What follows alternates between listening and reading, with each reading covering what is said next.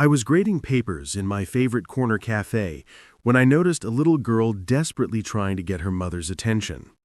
The child was using sign language, her small hands moving with urgent, frustrated gestures, but her mother was completely absorbed in her phone, occasionally making clumsy, hesitant signs back without even looking up. When I saw the tears forming in the little girl's eyes, I knew I had to do something. Before we begin, I'd love to know, have you ever learned a skill thinking you'd never use it, only to discover it was exactly what someone needed? Share your experience in the comments below. And please subscribe for more beautiful stories. Now, let me take you back to that autumn afternoon. I've always believed that good teachers prepare for every possibility, which is why I spent 2 years learning American Sign Language, even though I'd never had a deaf student in my classroom. I figured it was better to be ready and not need it than to need it and not be ready. Little did I know that my preparation would matter most not in a classroom, but in a busy cafe on a Tuesday afternoon. I was sitting in my usual spot at Grind Coffee, a cozy place near the school where I often went to grade papers and plan lessons. It was around 3:30 p.m., that quiet lull between the lunch rush and the evening crowd, when the cafe was mostly empty except for a few laptop-wielding freelancers and the occasional parent picking up an afternoon caffeine fix. That's when I noticed them. A woman in an expensive business suit was sitting at a table near the window, completely engrossed in what appeared to be an important phone call. She was speaking in the clipped, professional tone of someone handling a crisis, occasionally jotting notes on a legal pad while balancing the phone between her ear and shoulder. Across from her sat a little girl, probably around 7 years old, with curly brown hair and bright, intelligent eyes. She was trying to get her mother's attention, her small hands moving in what I immediately recognized as American Sign Language, but her signs were being largely ignored. I watched as the little girl signed what appeared to be, "Mommy, look," over and over again, pointing excitedly at a drawing she'd made on a napkin. When that didn't work, she tried tapping gently on her mother's arm, only to have the woman hold up one finger in the universal "just a minute" gesture without even glancing away from her phone. The child's frustration was palpable. Her signs became more urgent, more desperate. She was clearly trying to share something important with her mother, but the woman was completely absorbed in her business call, occasionally making what looked like very basic, hesitant signs back without really paying attention. I could see tears starting to form in the little girl's eyes, and my heart broke for her. I knew that feeling of being ignored, of having something important to share, but no one willing to listen. But for this child, the barrier wasn't just inattention, it was communication itself. I found myself studying the mother's signing more closely. Her movements were awkward, uncertain, like someone who had learned the basics but never achieved fluency. She was clearly trying, but her signs were slow and often incorrect, and she wasn't maintaining the eye contact that's so crucial in ASL communication. The little girl tried one more time, signing something that looked like, "Please, Mommy, see my picture," but her mother just held up that finger again, still deep in her phone conversation about quarterly reports and client meetings. That's when I made a decision that would change my life. I closed my laptop, gathered my papers, and walked over to their table. The little girl looked up at me with curious, slightly wary eyes as I knelt down to her level. "Hello," I signed, making sure to maintain eye contact and use clear, deliberate movements. "My name is Derek. What's your name?" The transformation in the child's face was immediate and breathtaking. Her eyes lit up with surprise and delight, and a huge smile spread across her features. "My name is Piper," she signed back, her movements suddenly animated and joyful. "You can talk with your hands?" "I can," I confirmed, smiling back at her. "I learned because I'm a teacher, and I wanted to be ready in case I ever had a student who used sign language." "I use sign language," she signed enthusiastically. "But Mommy is still learning. She tries, but it's hard for her." I glanced up at the mother, who was still on her phone call, completely unaware that her daughter was having her first fluent conversation with a stranger. "What did you want to show your mommy?" I asked Piper. Her face lit up again, and she eagerly held up the napkin she'd been drawing on. It was a picture of what appeared to be a family, a tall woman, a smaller girl, and interestingly, a man figure that she'd added. "I drew our family," she signed, "but I added a daddy because I don't have one, and I think it would be nice." The innocence and honesty of her statement hit me like a punch to the chest. Here was this beautiful, intelligent little girl who was not only dealing with the communication barriers of being deaf in a hearing world, but also navigating the complexities of a single-parent household. "That's a beautiful drawing," I told her. "You're a very good artist." "Thank you," she signed, beaming with pride. "Do you want to see my doll? Her name is Rainbow because she has rainbow hair." For the next 10 minutes, Piper and I had the most delightful conversation. She told me about her doll, her favorite colors, her pet goldfish named Bubbles, and her love of drawing. She was bright, funny, and incredibly articulate in ASL. Her personality shone through every gesture, every facial expression, every animated movement of her hands. I learned that she was 7 years old, that she went to a special school for deaf children, that her favorite subject was art, and that she loved pizza but hated broccoli. She was, in every way, a typical 7-year-old girl, except that she was communicating in a language her own mother struggled to understand. "You're really good at talking with hands," Piper told me. "Better than Mommy. She gets confused sometimes." Learning sign language is hard for some people, but I can tell your mommy loves you very much and is trying her best. I know she loves me, but sometimes I wish she could talk to me like you do. It makes me feel happy inside. The simple honesty of her statement broke my heart. This little girl just wanted to communicate freely with her mother, to share her thoughts and feelings and daily experiences without the barrier of limited sign language skills. It was at that moment that the mother finally ended her phone call and looked up to see me kneeling beside her daughter, deep in animated conversation conducted entirely in sign language. The woman's reaction was not what I expected. Instead of suspicion or anger at finding a stranger talking to her child, her face showed something that looked like wonder.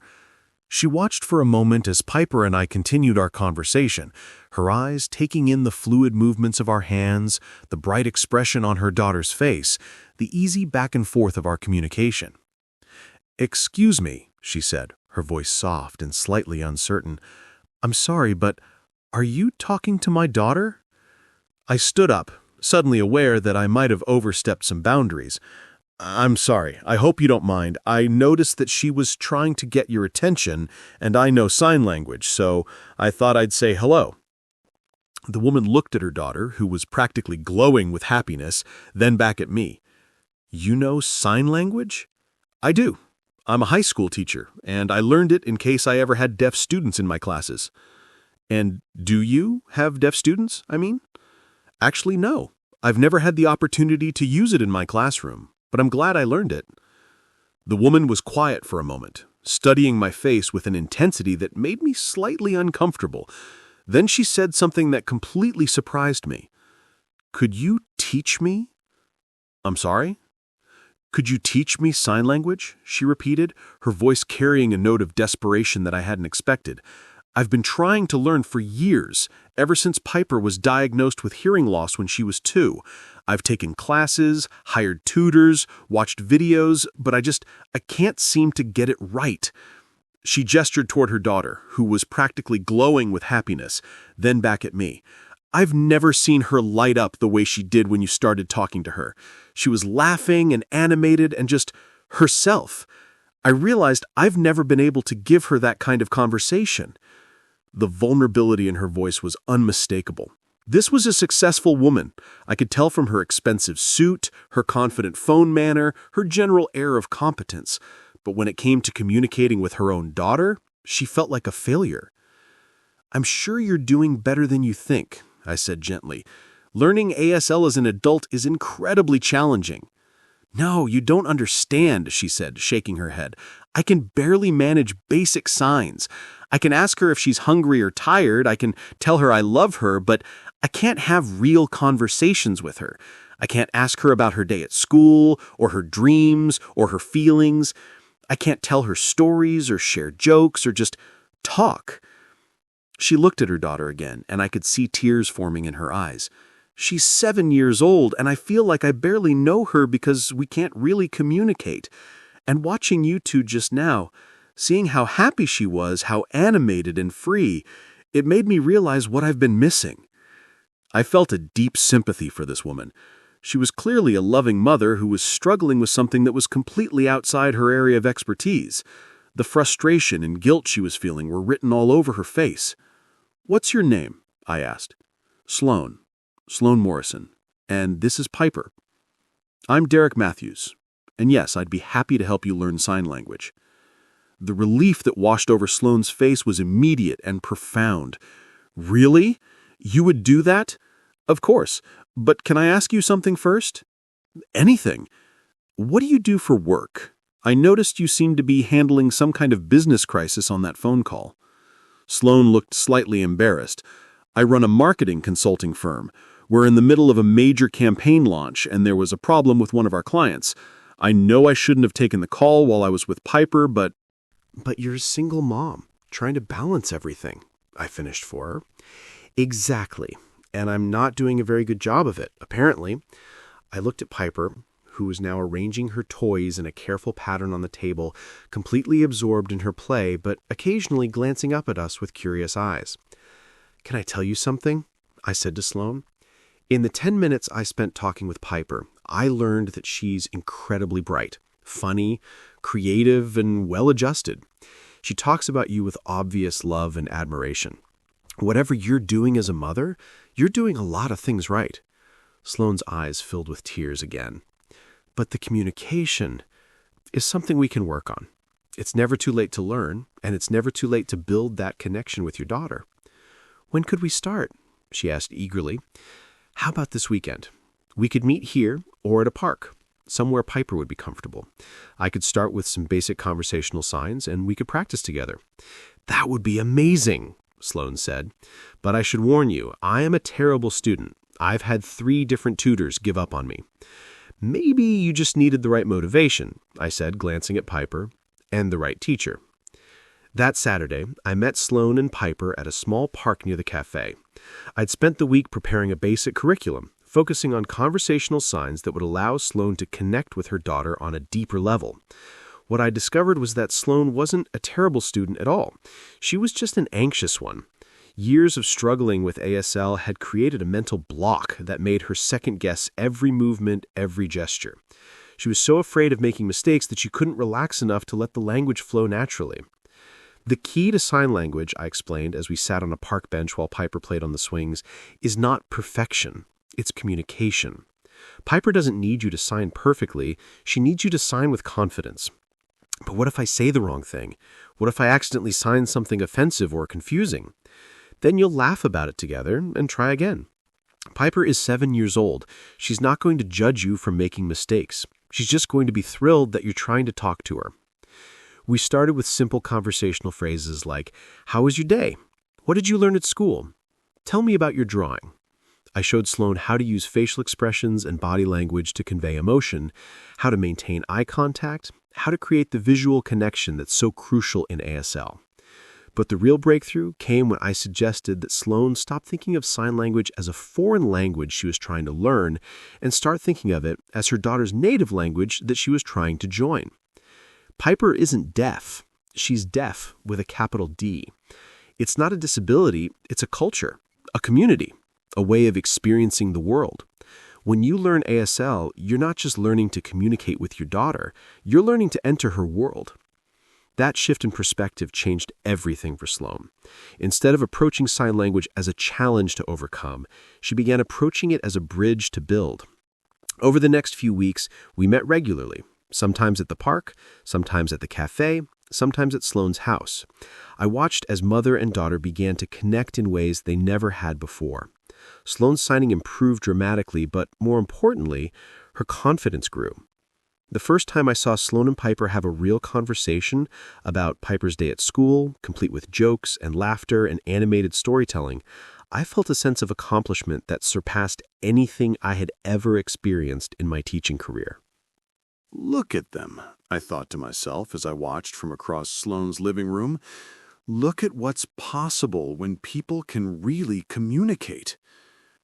But something else was happening too, something I hadn't expected. As I spent more time with Sloan and Piper, I found myself becoming attached to them in ways that went beyond teacher and student. Piper began to feel like the daughter I'd never had, and Sloan, well, Sloan was becoming something I couldn't quite define. She was brilliant, driven, and successful in her career, but also vulnerable and caring when it came to her daughter. She worked incredibly hard to master ASL, practicing for hours every night after Piper went to bed. She asked thoughtful questions about deaf culture and made genuine efforts to understand her daughter's world. And she was beautiful. Not just physically, though she certainly was that, but beautiful in the way she loved her daughter, in her determination to be better, in her willingness to be vulnerable and ask for help. I found myself looking forward to our lessons, not just because I enjoyed teaching, but because I enjoyed spending time with both of them. It was Piper who brought it up first. "Derek," she signed to me one afternoon while Sloan was in the kitchen making snacks, "are you going to be my daddy?" The question caught me completely off guard. "What do you mean, sweetheart?" "Mommy is happier when you're here, and you make me happy too. And you can talk to me like Mommy is learning to do, so I thought maybe you could be my daddy." I felt my heart skip a beat. "Piper, that's not really how it works. You're my friend, and you're Mommy's friend, but you love us, right? I can tell, and we love you too." Out of the mouths of babes. This 7-year-old had seen something that I'd been afraid to acknowledge even to myself. "Yes," I admitted, "I do love you both." "Then why can't you be my daddy?" It was a fair question, and one I didn't have a good answer for. Why couldn't I be her father figure? Why couldn't I be part of this family that had come to mean so much to me? That evening, after Piper had gone to bed, Sloan and I sat on her back porch practicing some advanced conversational signs, but my mind kept drifting back to Piper's question. "You seem distracted tonight," Sloan observed, switching to spoken English, as we often did when Piper wasn't around. "Everything okay?" I hesitated, unsure how to bring up what Piper asked me. "Sloan, can I ask you something personal?" "Of course." "What happened to Piper's father? You don't have to answer if it's too personal, but she mentioned that she doesn't have a dad, and I was just curious." Sloan was quiet for a moment, looking out at her small backyard where Piper's toys were scattered across the grass. "He left when Piper was diagnosed with hearing loss. He said he couldn't handle having a defective child." The word hit me like a slap. "Defective?" "His word, not mine," Sloan said quickly. "I threw him out that same day. Piper isn't defective. She's perfect, exactly as she is, but he couldn't see that." "I'm sorry. That must have been incredibly difficult." "It was, but honestly, it was also a relief. If he couldn't love Piper unconditionally, then he didn't deserve to be her father." She turned to me. "Why do you ask?" I took a deep breath. "Piper asked me today if I was going to be her daddy." Sloane's eyes widened. Oh. What did you tell her? I told her it doesn't work that way, that I'm your friend and her friend, but I paused, gathering my courage. But the truth is, Sloan, I've been thinking about it too. Thinking about what? About being more than just your sign language teacher. The silence stretched between us, and I immediately regretted saying anything. I'd overstepped, misread the situation, assumed feelings that weren't there. Derek, Sloan said softly, I need to tell you something. My heart sank. Here it came, the gentle letdown, the explanation of why this could never work. I've been thinking about it too, and my head snapped up in surprise. About how happy you make me feel, how I feel butterflies in my stomach every time we meet. And I've been thinking about what it would mean for me to have a partner who sees my daughter the way you do, not as a challenge to overcome, but as a gift to celebrate. I felt my heart start to race. Sloan. I'm scared, she admitted. I've been on my own with Piper for 5 years. I've built our life around just the two of us, and letting someone else in, it's terrifying. I understand, and I don't want to pressure you or rush anything, but I need you to know that I care about both of you more than I've cared about anyone. Even though we come as a package deal, even though dating me means taking on the responsibility of a deaf child? Sloan, I said, reaching for her hand, Piper isn't a responsibility I'd be taking on. She's a privilege I'd be honored to have. And her being deaf isn't something I'd have to deal with. It's part of who she is, and I love who she is. Tears were streaming down Sloane's face now, but she was also smiling. Derek, I think I'm falling in love with you. I think I'm falling in love with you, too. We sat there on her back porch, holding hands and talking about what this might mean, what it might look like, how we could build something together that honored the family Sloan and Piper had already created, while making room for me to be part of it. We'd have to take it slow, Sloan said, for Piper's sake. She's been through enough changes in her life. Of course, we can take as much time as you need. And you'd have to understand that Piper comes first, always. I wouldn't want it any other way. And you'd have to be okay with the fact that our life might look different from other families. Piper's deafness affects everything, where we go, how we communicate, the schools she attends, the activities she can participate in. Sloan, I said, squeezing her hand, Piper's deafness isn't something I see that limits our family. I see it as something that makes our family unique and special. 6 months later, I moved in with Sloan and Piper. It wasn't a decision we made lightly. We'd spent months talking about it, planning for it, making sure Piper was comfortable with the idea. But when the day finally came, it felt like the most natural thing in the world. Piper helped me unpack my boxes, chattering excitedly in sign language about how we could rearrange the furniture and where I should put my books. She'd started calling me Daddy Derek, a compromise that acknowledged both my role in her life and the fact that I wasn't trying to replace her biological father. Are you happy? She asked me as we set up my desk in the corner of the living room. I'm very happy, I signed back. Are you happy? The happiest, she confirmed. Now our family is complete. And she was right. Our family was complete, but not in the way I'd ever imagined. We were a hearing man, a hearing woman, and a deaf child, communicating in a mixture of spoken English and American Sign Language, navigating a world that wasn't always designed for families like ours. But we were also something more. We were proof that families can be built on love and understanding rather than just biology. We were proof that communication is about more than just speaking the same language. It's about making the effort to enter each other's worlds. Sloan's ASL continued to improve dramatically. Within a year, she was having complex, nuanced conversations with Piper about everything from school drama to philosophical questions about the nature of friendship. The transformation in their relationship was remarkable to witness. I feel like I'm finally getting to know my daughter, Sloan told me one evening as we watched Piper practice a presentation for school. All these years, I thought I knew her, but I was only seeing the surface. Now that we can really communicate, I'm discovering this whole other person, this brilliant, thoughtful, hilarious person who's been there all along.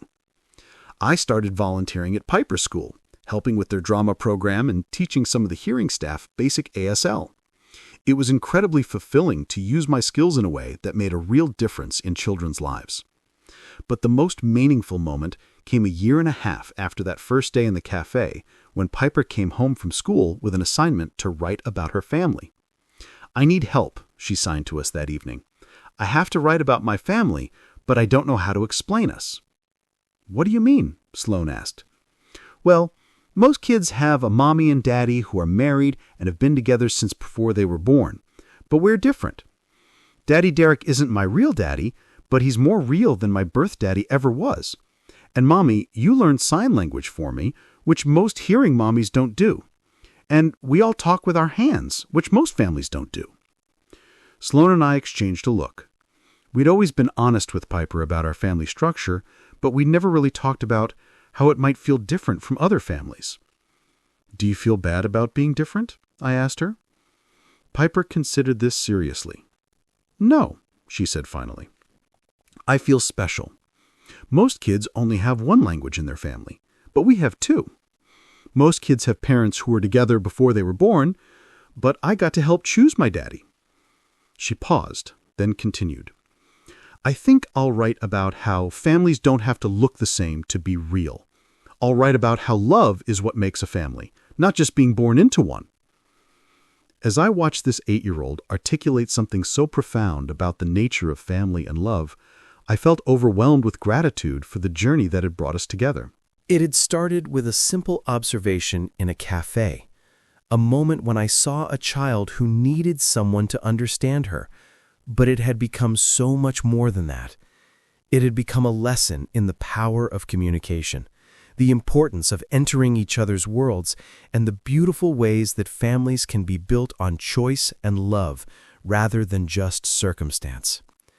Today, 3 years after that first meeting in the café, our family continues to grow and evolve. Sloan and I got married last spring in a ceremony conducted entirely in ASL, with Piper serving as our ring bearer. Piper is now 10 years old and thriving in every way. She's confident, articulate, and proud of her deaf identity. Sloan has become fluent enough in ASL to interpret for other parents at school events, and she's started a support group for hearing parents of deaf children. She uses her business skills to advocate for better accessibility and inclusion in our community. And me? I finally got to use my ASL skills in my classroom when I had my first deaf student last year.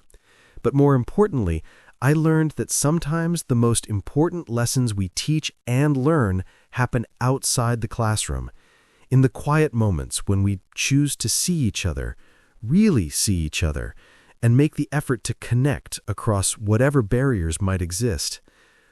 The little girl I met in that cafe taught me that communication is about more than just words. It's about presence, attention, and the willingness to enter someone else's world. Her mother taught me that it's never too late to learn, to grow, to become the person your loved ones need you to be. And together, they taught me that families aren't just born, they're built, one conversation at a time, one sign at a time, one moment of understanding at a time.